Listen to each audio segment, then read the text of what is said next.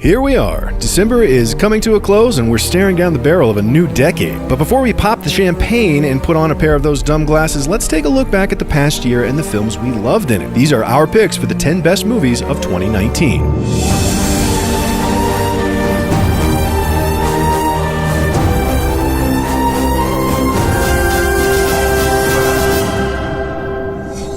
There were a lot of good movies this year, so we have to break it down by category. Let's start big. This year on the blockbuster front, we were most impressed by movies like John Wick Parabellum, pushing its set pieces to their most bombastically heightened conclusions, and Ford vs. Ferrari that would have been just a better-than-average biopic if it weren't for the rip-roaring driving scenes. And don't tell anyone we said this, but we actually loved Alita Battle Angel, and we're sorry it bombed so bad we likely won't get to see another one. However, there's nothing quite so climactic as finishing off a decade with the capstone to the most expensive story ever told. So for our first pick, we gotta go with Avengers Endgame. You know, I keep telling everybody they should move on and grow. Some do. But not us. There is something to be said for the importance of sticking a landing. And in a superhero comic book world where cheating death is no big deal, Endgame stands out by making death and finality matter. There is a serious amount of runtime real estate dedicated to the breadth of our heroes' experiences with grief and the confrontation for what feels like the very first time of their own limits. As the film follows their attempts to bring back half an entire universe snapped away, they create a sense of scale, national mourning, and cost that elevates Endgame beyond all the previous Marvel offerings. If you grew up in the Marvel era, Endgame asked you to say goodbye to characters you've known since you were a kid. And no matter how you feel about comic book movies and whether they are or are not capital C cinema, that matters. On the other end of the spectrum, we have our indies, telling stories that feel just as important with stakes that are just a little bit less universal. This year, we fell most in love with the raw honesty of The Souvenir, the subtle vulnerability of Gloria Bell, the ballsy empathy of Honey Boy, and for our second pick, the endless warmth of The Farewell. 好，好，玉迪，跟奶奶一起做，好，好，好，好，好，好。哎呀，你严肃点行不行啊？啊，使点劲儿嘛。 The Farewell is a home-cooked meal with grandma in cinematic form. Heartfelt, hilarious, based on an absolutely bonkers premise that also just so happens to be actually real, the love is palpable everywhere in Lulu Wang's breakout picture. The story follows Awkwafina's Billy as her and her family head to China for a wedding that's really just a cover to see the family matriarch once more after she's diagnosed with a cancer that the family has decided not to tell her about. A lesser story would have shoehorned in a generic romantic side plot and a lot more will they, won't they spill the beans. But The Farewell knows exactly where its heart is, somewhere amidst the marvelous chemistry between its hero and her delightful grandmother, Nai Nai. What about animation in 2019? Well, this year brought a fourth Toy Story that we didn't think we wanted, but totally did. A lushly animated Klaus, brutal colonialism in whimsical stop-motion clothing in This Magnificent Cake, and our absolute favorite, the delightfully bizarre I Lost My Body.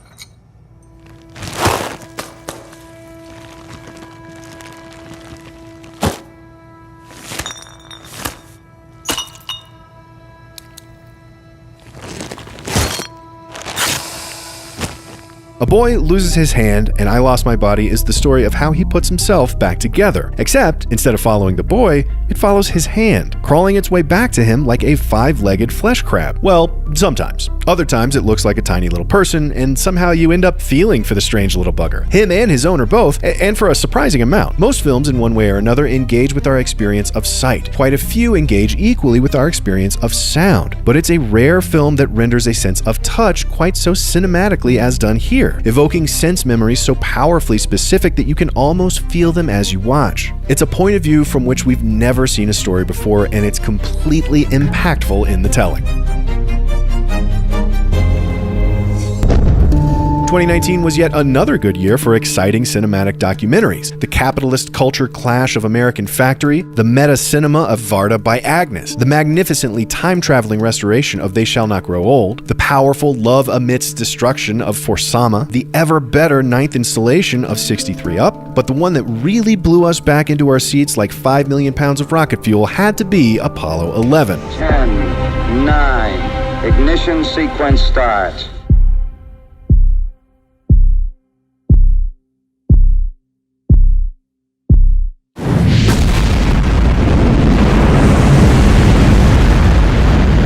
2011 mines an enormous wealth of archival sources, including some magnificent and previously undiscovered 70mm footage to retell the story of the moon landing as if you were there. It uses no narration, no interviews, and no recreation. Even the synthesizers used in the fantastically tense score were period accurate. The story is told almost completely with recorded conversations between the astronauts and their mission controllers, with plenty of screen time set aside to just marvel at the colossal scale of it all. And in a year of visually impressive space movies that weren't quite our speed, some with truly massive CGI budgets, they still don't come near to feeling as awesome and monumental as what it was actually like when we put a man on the moon. Next up, what made us laugh this year? Well, certainly Taika Waititi's impossibly irreverent Jojo Rabbit. If there's a difficulty modifier for funny, we think the Hitler comedy is probably the highest. But we also love the warmer, friendlier Tarantino of Once Upon a Time in Hollywood. Knives Out is so well written it drives us nuts, and it was good to see Eddie Murphy and J-Lo back in full form in Dolomite Is My Name and Hustlers. However, it was a freshman filmmaker with some relatively unknown actors that captured our hearts and our humor this year with our favorite 2019 comedy and fifth pick, Booksmart. Name one person whose life was so much better because they broke a couple of rules. Picasso. He broke art rules. Name a person who broke a real rule. Rosa Parks. Name another Susan one. B. Anthony. God damn it. Basically, a female Superbad, complete with McLovin-esque sidekick, actually kind of a couple. Two girls that played it safe in high school learned that as they were busy studying, their classmates were partying and still managed to get into the Ivies alongside them. So they set out to get themselves into some good old-fashioned trouble before graduation. Got the money in the bank. The script is hysterical, and the two previously unknown leads make the dialogue crackle. The teen romance is handled with far more complexity than your usual sex comedy without ever sacrificing humor for its honesty. It gets the emotions right, and it's the hardest we laugh all year. Of course, on the opposite end of the emotional spectrum, we've got the tense and the scary. There was a lot to like about the Jungian self-confrontation of Us, dread in the sunlight of Midsommar, and sea shanty insanity of The Lighthouse, but they just didn't quite impress us like Get Out, Hereditary, or The Witch. Thrillers, though, were a different story. Joker was gorgeous with yet another performance that proves Joaquin Phoenix is an acting talent unlike anyone else. Uncut Gems was maybe too good of a thriller. Seriously, one of two reasons we're not picking it is because it gnawed at our stomach lining from start to finish like a 2-hour panic attack. The other reason, of course, is that Bong Joon-ho's Parasite came out this year and just so happened to be the best thriller in a very long time. 왜 그래요? 진짜. 아버지, 안 돼요. 죽어요.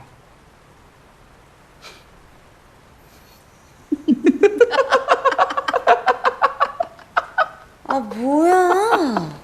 속았지? 속았지? 아버지도 참. 기우야, 너도 속았지? 리얼하지 않냐? 안 그래? Parasite is truly unlike any movie we have ever seen before or since. Part comedy, part thriller, part social drama, mixing and transitioning between its tones effortlessly and often. Bong Joon-ho is in full control of his craft and soaring. And then there's the story. An hour in, you're trying to guess where the hell this could possibly be going, but you can't. It's impossible. It always seems like there's 100 different satisfying ways he could take it at every turn, but he always seems to pick none of the above and do something even more interesting than you could have imagined. In a world where people say silly things like there's really only 7 stories, and experienced viewers pride themselves on the savvy to see every twist and turn coming miles in advance, Parasite manages to make us feel like kids at the movie theater again, truly in awe and wonder at what the silver screen has in store. It wasn't just Parasite, though. 2019 saw some of its most interesting movies come from overseas and outside of Hollywood. From China, Ash is purest white, and especially Long Day's Journey into Night were goddamn experiences, while Bacurau and Manos hit hard from South America. However, this year we had 2 favorite foreign films, and we love them both so dearly we couldn't choose between them. So, they're getting our numbers 3 and 4 slots. They are Pedro Almodovar's Pain and Glory and Celine Sciamma's Portrait of a Lady on Fire. Sí. Mucho.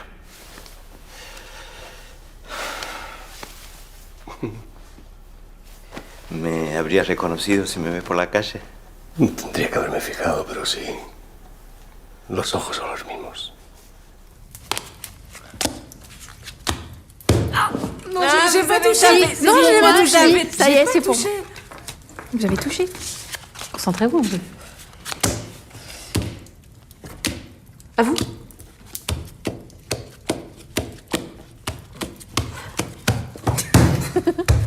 Vous tricher? Mais non, je ne triche pas. Je joue vite.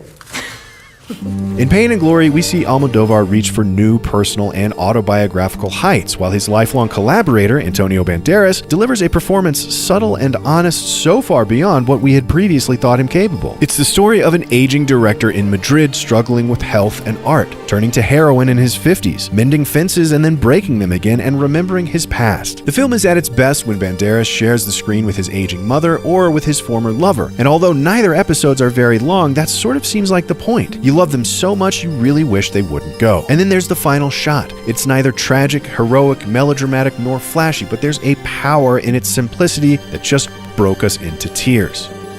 There's less mystery surrounding the tears that flooded the theater after Lady on Fire's ending, but they felt very much the same. Shyama's quiet, gentle masterpiece follows 3 women alone in an estate on an isolated island over the course of a week. Heloise is to wed against her wishes, Marianne is to paint her portrait, also against Heloise's wishes, and Sophie, the maid, falls pregnant but doesn't want it. The rest is simple. They pass the time, paint a portrait, fall in love, slowly and then very fast. Much of the movie is filled with silent looking, regarding, observing, painting. But God, does Shyama fill each look and brushstroke with such meaning. You never miss the dialogue because each quiet moment is so very full. And by the end, the only thing you miss is exactly what you're supposed to.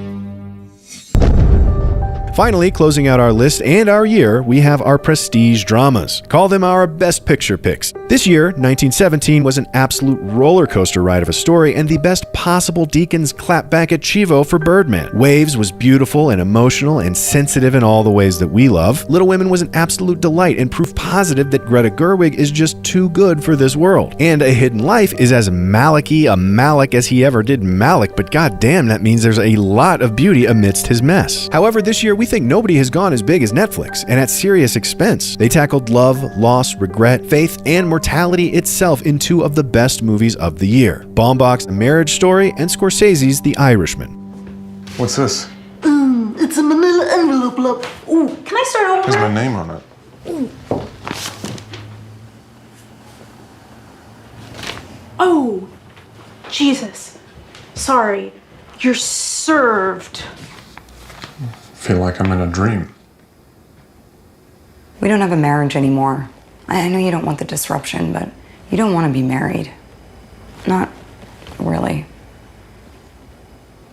But I don't want this. There's been a change. Instead of